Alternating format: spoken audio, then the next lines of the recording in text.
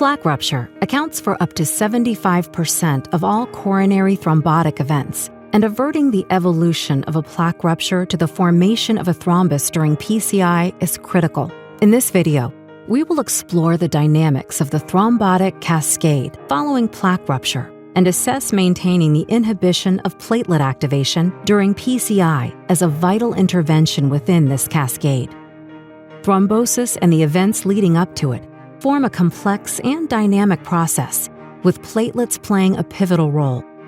Following plaque rupture, the intricate interplay between the exposed plaque components and receptors eventually leads to platelet activation, adhesion to the site of injury, amplification of response, and aggregation, which can lead to the subsequent formation of a thrombus. Plaque rupture can occur spontaneously, which can lead to an acute coronary syndrome. Iatrogenic plaque rupture can also occur during PCI, leading to thrombosis and potential complications. Let's review the thrombotic cascade from plaque rupture to thrombus formation to better understand the role of antithrombotic agents in this process. We'll start by looking at the structure of a mature plaque, which consists of a lipid core separated from the vessel lumen by a cap made of collagen.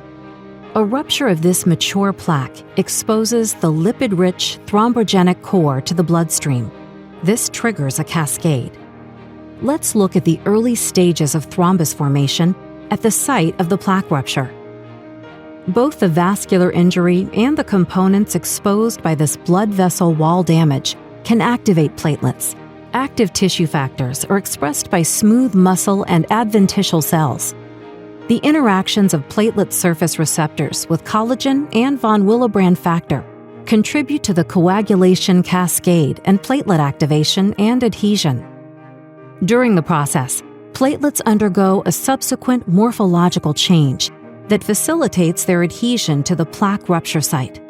The activated platelets release thrombogenic factors, including thromboxane A2 and adenosine diphosphate, or ADP, which bind to their corresponding platelet surface receptors.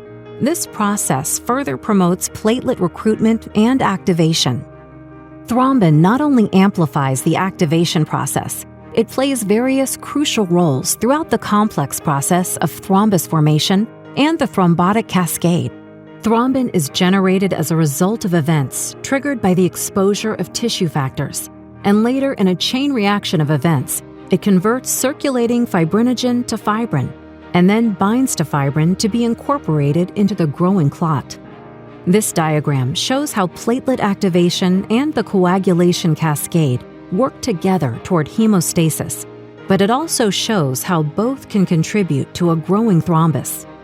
Another important aspect of thrombus formation occurs when glycoprotein 2b3a receptors undergo a conformational change on the activated platelet, which increases ligand affinity towards von Willebrand factor and fibrinogen. Von Willebrand factor plays a major role in initiating aggregation, while fibrinogen and fibrin stabilize the formed aggregate. Platelet aggregation through interplatelet bridge formation is a crucial mechanism for establishing hemostasis in response to a plaque rupture. However, while this process initially prevents excessive bleeding and maintains hemostasis, it can also be a contributing factor in the progression towards thrombosis. All of the processes in the cascade attract new platelets and other circulating cells to the site of injury, in combination with thrombin-mediated fibrinogen conversion to fibrin, promoting thrombus stabilization and enlargement. Eventually, the acute occlusive coronary thrombus growth can cause an acute myocardial infarction or a thrombotic complication during PCI. Thrombus formation following a plaque rupture is a dynamic and intricate process, far from a straightforward linear progression. Rather, it unfolds as a cascade of events with numerous factors coming into play. Understanding these events is pivotal when it comes to selecting a drug therapy. Antithrombotic therapies are used to treat and minimize the risk of thrombosis in ACS and PCI. These therapies are strategically designed to target specific components of the intricate thrombotic cascade.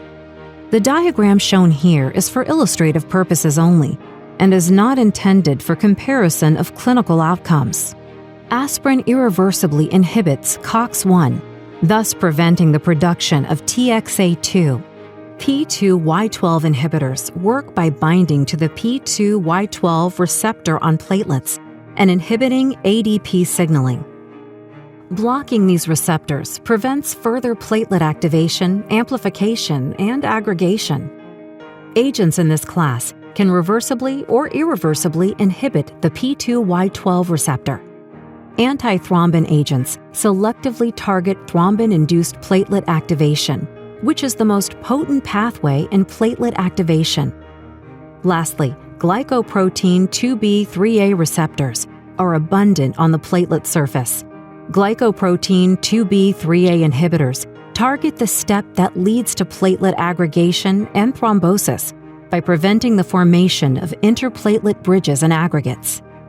The combination of antithrombin and antiplatelet agents reduces the risk of both clot formation and platelet aggregation, contributing to comprehensive protection against thrombotic complications associated with PCI procedures. According to the latest 2021 ACC/AHA SKY guidelines for coronary revascularization, experts recommend aspirin, a P2Y12 inhibitor, and an antithrombin agent for all patients undergoing PCI. Notably, KENGREAL or cangrelor is an intravenous P2Y12 inhibitor. This video describes the effect of KENGREAL on the thrombotic response to laser-induced injury in an in vivo animal model. Note that the information featured here includes in vivo data, the clinical significance of which has not been established. On the left side, we can see in real time the rapid formation of a platelet-rich thrombus. On the right side, the same experiment is performed, but with cangrelor introduced into the system. With cangrelor, initial hemostasis is achieved, and we don't see the formation of a fully occluding thrombus. To summarize, thrombus formation following a plaque rupture is a dynamic and intricate process, far from a straightforward linear progression. Maintaining platelet inhibition is vital to reduce the risk of thrombotic events associated with PCI. Indication: cangrelor for injection is a P2Y12 platelet inhibitor indicated as an adjunct to percutaneous coronary intervention (PCI) to reduce the risk of periprocedural myocardial infarction (MI), repeat coronary revascularization, and stent thrombosis (ST) in patients who have not been treated with a P2Y12 platelet inhibitor and are not being given a glycoprotein 2B3A inhibitor. Important safety information. Cangrelor for injection is contraindicated in patients with significant active bleeding.